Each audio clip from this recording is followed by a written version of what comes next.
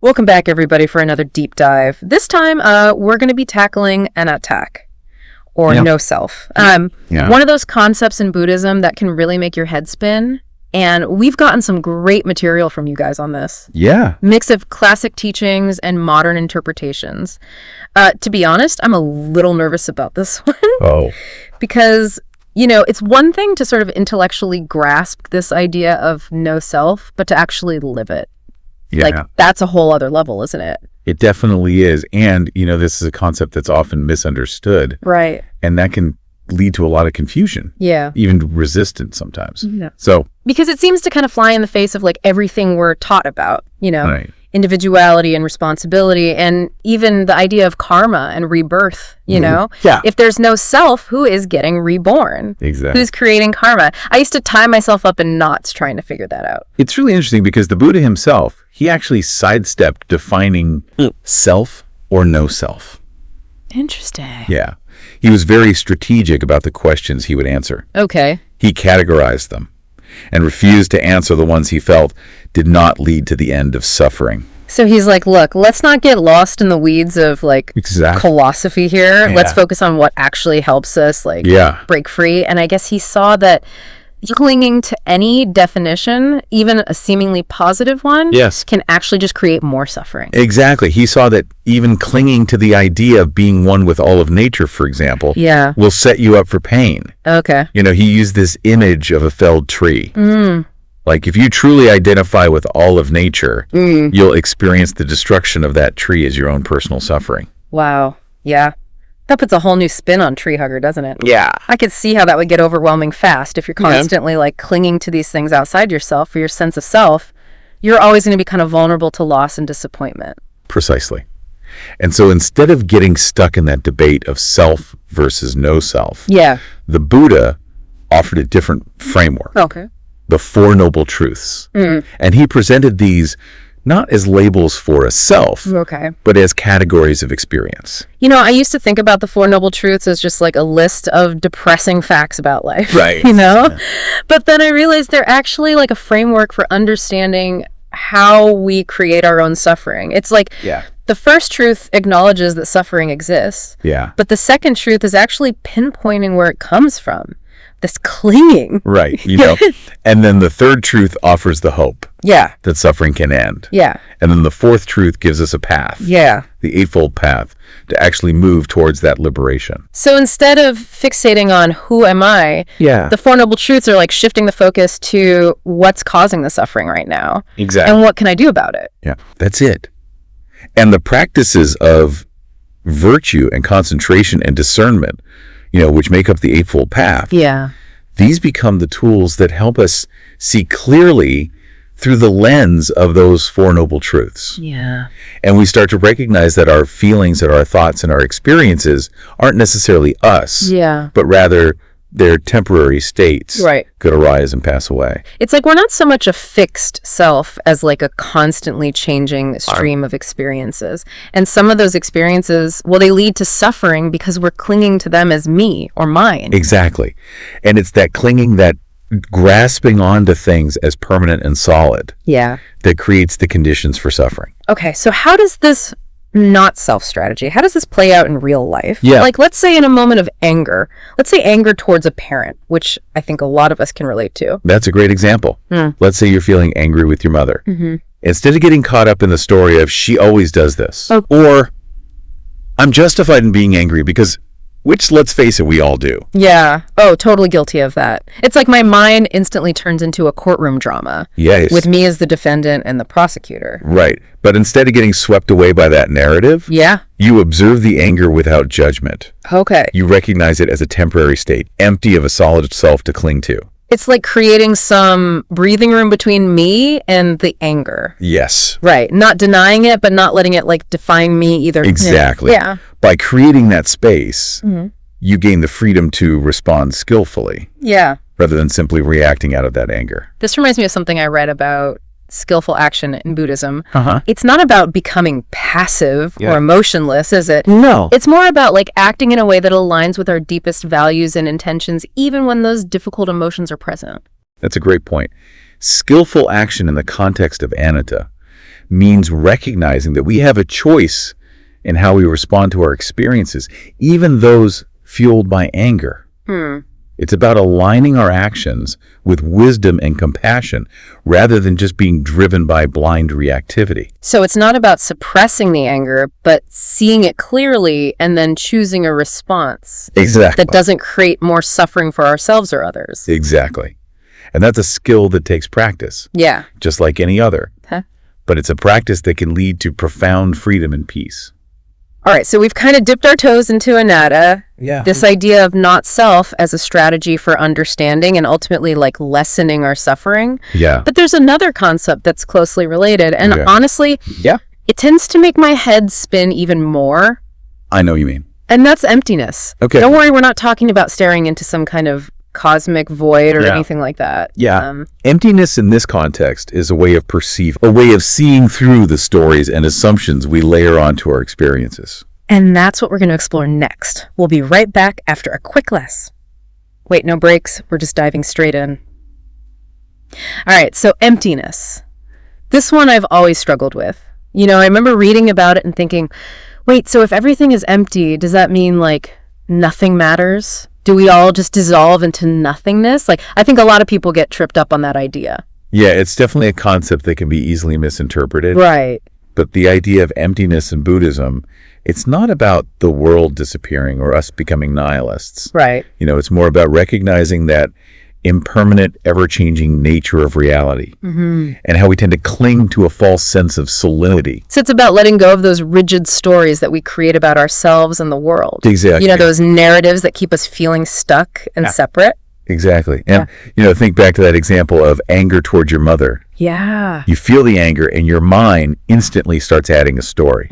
She always does this, or I'm justified in being angry because we create these elaborate justifications and explanations for our emotions. Oh, I am so guilty of that. Right. It's like my inner drama queen takes over and suddenly I'm like the star of a tragic opera. And those stories, while they might feel very compelling in the moment, they actually distract us from seeing the root of our suffering. Right. They keep us clinging to those familiar notions of I, me, and mine. So it's not the anger itself that's the problem. It's the story that we kind of weave around it. Right. Yeah, it's like we give the anger a megaphone and let it just take over the whole show. Precisely. The anger itself is just a feeling. Yeah. A temporary state. Yeah. But the story we attach to it, that's what gives it power. That's what makes it stick around and causes so much pain. You know, it's interesting. There's a Buddhist parable about a burning house that I always found kind of puzzling. The story goes that, you know, a father's trying to get his children out of a burning house, but they're so caught up playing that they don't want to leave. So he has to like trick them by promising them toys and carts outside. Right. And it always seems strange to me. Yeah. Like, why would you need to trick somebody into escaping a fire? Yeah. But I think this idea of emptiness actually helps me understand it a little bit better. I see what you mean. Yeah. It's not about the literal fire, is it? Right. It's about our own mental fires. Right. Of greed, hatred, and delusion. Right. We get so attached to our own narratives, our own desires. Yeah. That we become blind to the very real danger that they pose. Wow. That's a powerful way to put it. Yeah. So how do we start applying this idea of emptiness to our own lives? Like, how do we actually see through these stories that we're so attached to? Well, it's a practice. Okay. It's a skill that's cultivated over time. Okay. But essentially it involves learning to observe our experiences. Yeah. Our thoughts, feelings, sensations, without immediately clinging to them. Okay. Or adding a narrative to them. Okay. It's about creating space between ourselves and our experiences. Yeah. Recognizing that they are impermanent and ever-changing. So it's like hitting the pause button on that inner storyteller. Exactly. Right. Not trying to like silence it completely. Right. But just giving ourselves a chance to kind of see things more clearly. Exactly. It's about recognizing that our experiences aren't inherently good or bad, me, or not me. Yeah. They're simply phenomena arising and passing away in the stream of consciousness. Okay, so let's go back to that anger example. Okay. Like, how would we actually apply this emptiness lens in that situation? So let's say you're feeling that surge of anger towards your mother. Instead of immediately jumping into the story of she's always doing this or I'm justified in being angry, you pause. You simply observe the anger. Okay. You notice the sensations in your body. Okay. The thoughts racing through your mind. So you're not trying to push it away or pretend it's not there, but you're also not letting it take over. Right.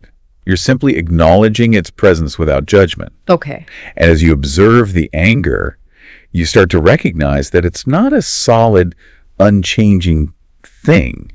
It's a collection of sensations, thoughts, and energy that's constantly in flux. It's like watching a wave rise and fall in the ocean. Exactly. You know, you see it, you experience its power, but you also recognize that it's not permanent. Yes. It will eventually subside. That's a great analogy. Yeah. And as you practice observing your anger in this way, you start to see that it's empty of a solid self to cling to. It's not you. It's just a passing phenomenon. This is where things start to get really mind-blowing for me. Yeah. Because if we're not our anger, if we're not our thoughts or feelings, then who are we?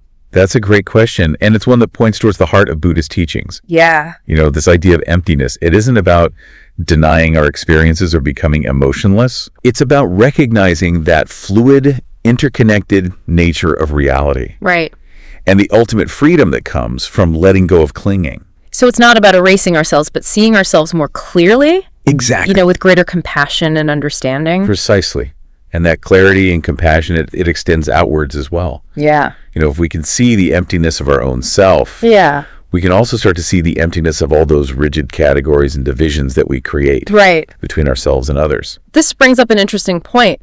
If there's no self, then how can compassion even be possible? Right. Because how can we connect with others if there's no one there to connect with? That's a common misconception. Okay. The idea of no self doesn't negate our ability to connect with others or to feel empathy. Okay. In fact, it can actually enhance it. Oh, interesting. When we let go of our fixed sense of self, we become more open to the experiences of others. We can see their suffering more clearly, and we can respond with greater kindness and compassion. So it's not about erasing ourselves, but about expanding ourselves to include the well-being of others. Exactly. And that's where the true power of emptiness lies. Okay. It's not about becoming nihilistic or indifferent. It's about recognizing our interconnectedness. Right. And acting in ways that benefit all beings. All right, so we've explored, Anatta, this idea of no self as a strategy for understanding and lessening suffering. Yeah. And we've kind of delved into emptiness, this radical way of perceiving reality that challenges our notions of self and other. But I think it's important to address some of the common misconceptions about emptiness because, let's face it, the stuff can get pretty confusing. Yeah. So emptiness, it's a powerful idea, but one that can be easily twisted, I think, into something that's not very helpful. Absolutely. There are a few common misunderstandings that we should clear up. Yeah. One is that emptiness means the world doesn't really exist. Right. And therefore, nothing we do matters. Mm-hmm. Yeah, I've definitely fallen into that trap before. Well, if everything's empty, then why bother? Pass the cosmic Cheetos, I'm checking out. Exactly. But that's obviously not what the Buddha was advocating for. Right. That becomes a kind of nihilistic free-for-all. Right. But the point of understanding emptiness isn't to become apathetic. Right. Yeah. It's to recognize the true nature of reality so that we can act more skillfully, more compassionately. Another misconception that I've encountered is emptiness is like some blissful void that we all return to, like merging into a giant cosmic smoothie or something. Right. It sounds relaxing, but also kind of boring. Right. And that makes, mindful practice and ethical action seem unnecessary. Right. But both of these misconceptions, they miss a crucial point. Okay. The Buddha, he used stories and teaching strategically to motivate people toward liberation. So it's not about the literal truth of the stories, but their function. Exactly. Yeah, their power to kind of nudge us in the right direction. Exactly. Like that burning house parable we talked about. Yeah. It's not about a real fire. Right. It's about the fires of our own clinging in delusion. Exactly. Yeah. And the direction the Buddha wanted us to move in is towards understanding the nature of suffering and the path to its end. Yeah. And that path involves skillful action, ethical conduct, mindful awareness. All of those things still matter, even if the self is ultimately empty. So it's not a free pass to just do whatever you want. Definitely not. Consequences be damned. Intention matters. Right. Actions have consequences. Yeah. Regardless of whether there's a solid self behind them or not. This is where it gets really interesting for me because it flips the script on how we usually think about things. Yeah. It's not about achieving some kind of blissful void. Right. The emptiness that truly matters is the emptiness of greed. Exactly. Hatred and delusion. Yeah. Those things that keep us trapped in suffering. That's the heart of it. And that kind of emptying, that true freedom, it doesn't happen by accident. It's cultivated through practice. Okay. Through understanding. Yeah. Through the gradual letting go of clinging. So let's bring this back to our listeners. Yeah. We've covered a lot of ground today exploring these pretty complex Buddhist concepts of anatta and emptiness. But what are the key takeaways here? Yeah. What can we actually do with this information? I think the most important takeaway is that anatta, the idea of no self, isn't a doctrine to be believed, but a strategy for letting go of suffering. It's about shifting our focus from a fixed self to the ever-changing flow of experience. And emptiness isn't about the universe disappearing or us becoming nihilistic. Right. It's a way of seeing, a practice of emptying our experience of the stories and assumptions that keep us clinging to that I, me, and mine. Right. As we practice seeing through those stories, we create more space for wisdom and compassion, both for ourselves and for others. So as we wrap up this deep dive, here's a final thought to ponder. Okay. How might understanding not self and emptiness shift your perspective on a current challenge or emotion that you're facing? Maybe that anger towards a parent or a frustrating situation at work. How might these concepts help you navigate those choppy waters with a little more wisdom and a little less clinging? Keep exploring these ideas, see what insights arise. Thanks for diving deep with us.